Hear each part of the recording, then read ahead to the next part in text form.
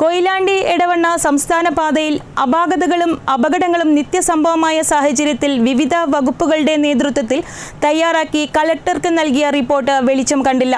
ഈ സാഹചര്യത്തിൽ അടിയന്തര നടപടി ആവശ്യപ്പെട്ട് CK കാസിം MLA രംഗത്തെത്തി. ജില്ലാ വികസന സമിതി യോഗത്തിലാണ് MLA ആവശ്യമുന്നയിച്ചത്.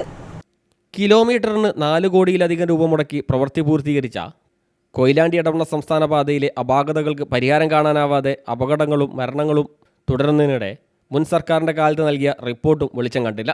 അന്നത്തെ ഗതാഗത മന്ത്രി KB ഗണേഷ് കുമാറിൻ്റെ നിർദ്ദേശപ്രകാരം മോട്ടോർ വാഹന വകുപ്പ്, പോലീസ്, പൊതുമരാമത്ത് വകുപ്പ്, മറ്റു വകുപ്പുകൾ എന്നിവർ സംയുക്ത പരിശോധന നടത്തി തയ്യാറാക്കി ജില്ലാ കളക്ടർക്ക് നൽകിയ റിപ്പോർട്ടാണ് മാസങ്ങളായി പൂഴ്ത്തിവെച്ചിരിക്കുന്നത്. റിപ്പോർട്ടിൽ റോഡിലെ അശാസ്ത്രീയ നിർമ്മാണ പ്രവർത്തനങ്ങൾക്കെതിരെ ഗുരുതര കണ്ടെത്തലുകൾ ഉണ്ടെന്നാണ് വിവരം. ഇതോടെ റിപ്പോർട്ട് പൂഴ്ത്തിയത് കരാർ കമ്പനിയെ സഹായിക്കാനാണെന്ന ആരോപണവുമായി നാട്ടുകാരും രംഗത്തെത്തി. ഈ സാഹചര്യത്തിലാണ് കഴിഞ്ഞ ദിവസം നടന്ന ജില്ലാ വികസന സമിതി യോഗത്തിൽ CK കാസിം MLA റിപ്പോർട്ടിന്മേൽ അടിയന്തര നടപടി ആവശ്യപ്പെട്ടത്. റിപ്പോർട്ടിലെ കണ്ടെത്തലുകൾ പുറത്തുവിടണമെന്നും സംസ്ഥാന പാതയിലെ അപാകതകൾ പൂർണ്ണമായും പരിഹരിക്കണമെന്നും MLA ആവശ്യപ്പെട്ടു.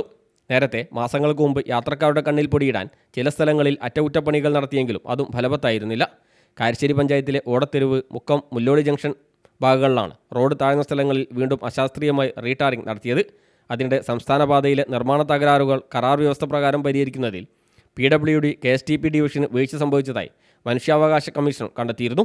കരാർ കമ്പനിയുമായി ഒപ്പുവെച്ച കരാറിലെ വ്യവസ്ഥകൾ കൃത്യമായി പ്രാബല്യത്തിൽ കൊണ്ടുവന്ന് റോഡിലും അനുബന്ധ സൗകര്യങ്ങളിലും ഉണ്ടായിട്ടുള്ള എല്ലാ അപാകതകളും കരാറുകാരനിലൂടെ നിശ്ചിത സമയപരിധിക്കുള്ളിൽ പരിഹരിക്കാൻ നടപടിയെടുക്കണമെന്ന് കമ്മീഷൻ ആവശ്യപ്പെടുകയും നിർദ്ദേശങ്ങൾ കമ്പനി പാലിച്ചില്ലെങ്കിൽ കരാറിലെ പിഴ, ഡിഫോൾട്ട്, കരിമ്പട്ടികയിൽപ്പെടുത്തൽ തുടങ്ങിയ ശിക്ഷാ നടപടികൾ സ്വീകരിക്കണമെന്നും മനുഷ്യാവകാശ കമ്മീഷൻ ജുഡീഷ്യൽ അംഗം K ബൈജുനാഥ് PWD ചീഫ് എഞ്ചിനീയർക്കും KSTP പ്രൊജക്ട് ഡയറക്ടർക്കും കർശന നിർദ്ദേശവും നൽകിയിരുന്നു.